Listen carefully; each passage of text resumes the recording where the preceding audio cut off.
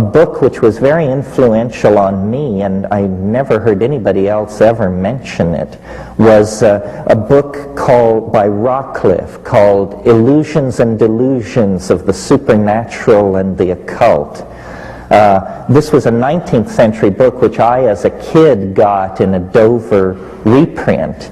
And it was in a wonderful era where the study of anomalies was still young, and so this book had everything poured in together, from Mesmer's ectoplasm to people who had tumors that they carried around in wheelbarrows, to birds that did advanced arithmetic, so forth and so on.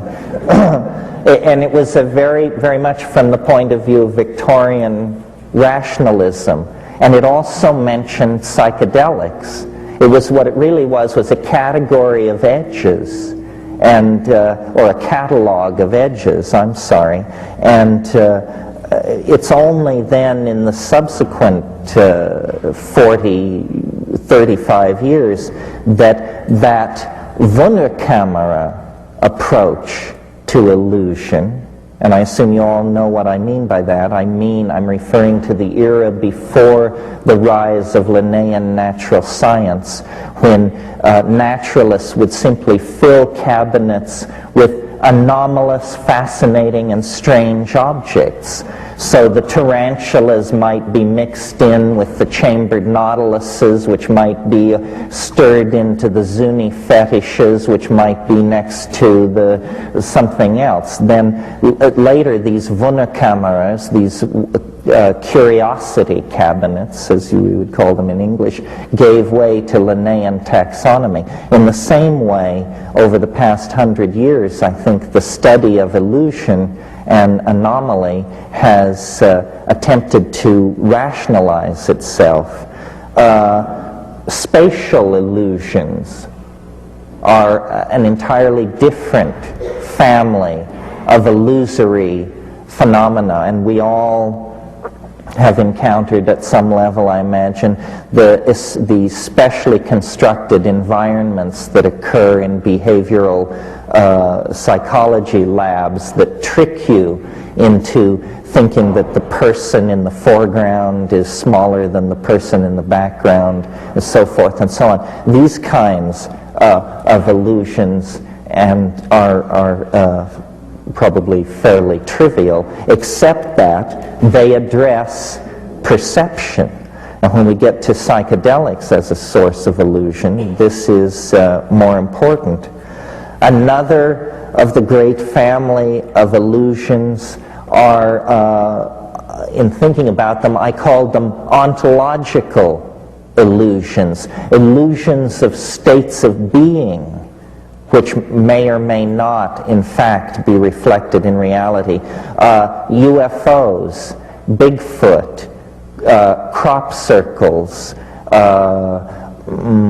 the entire panoply of poltergeist phenomena, and this sort of thing, ontological illusions. And these are very interesting. I mean, one could give time to this alone, because there are persistent ontological illusions in the human sensorium, such as angels, elves, demons, jinns, afrits, nixies, and sprites, that crowd. And there are ontological illusions that seem somehow tied to the evolving modalities of the group mind. UFOs are an obvious example. I mean, aside from the fact that people have occasionally seen strange things in the sky, the UFO archetype really emerges in the late 40s with the Rainier lights, and then a whole set of taxonomic features of this particular brand of illusion coalesce. The silvery discs, the alien denizens with the cat eyes and the rubbery flesh, those same guys who give you unscheduled proctological examinations in the middle of the night. But notice that that particular taxonomic feature has been added recently through the assiduously careful scientific research of Strieber and company. So these things are a cattle mutilation is an interesting one, very confined in time and space.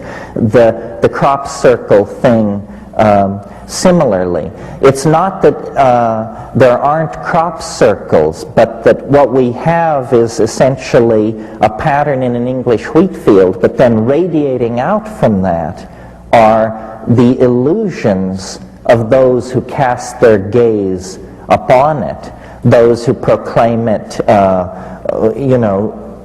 telluric communication, or particle beam research carried on by the Air Force, or in one version it was supposed that a particular crop circle had been decoded, found to be a lost Sumerian language, which when decoded said basically, don't stop here. It was essentially a no parking zone for time machines. They were saying, this entire century just maintain speed and, do not stop.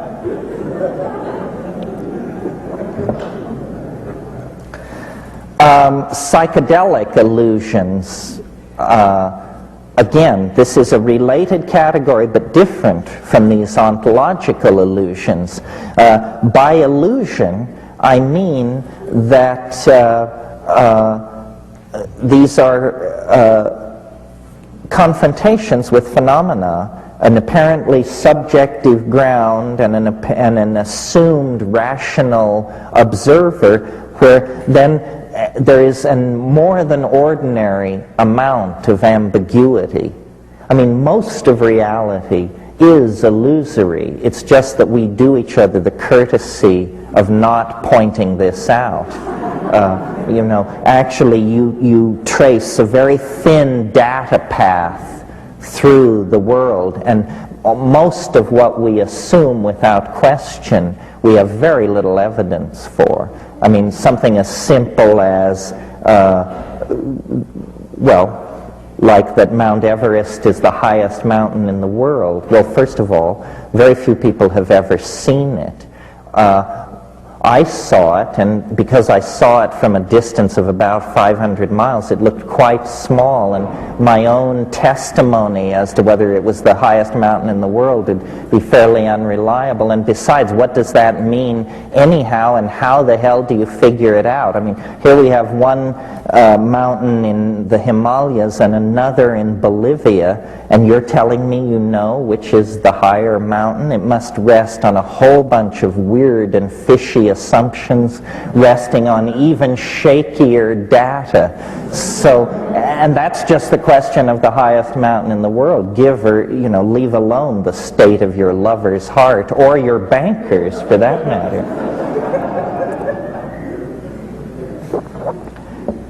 What's important about the psychedelic family of illusions is that they propel the entire issue of illusion to center stage, because they demonstrate that the assumed bedrock of quote-unquote ordinary perception is in fact no bedrock at all. It's simply a very soft dwell point somewhere in the mysteries of metabolism, and the consciousness, whatever its relationship to the brain, is spectacularly affected by the perturbation of the physical brain by endogenously introduced pseudo-neurotransmitters of some sort. And to my mind, this is very interesting. Alexander Shulgin has secured in his work that you can take a molecule that is completely inactive, and by moving one atom to a different place on the ring, you can change this into an active, compound. Now, it seems to me you could hardly have a neater demonstration of the quantum mechanical foundation of consciousness.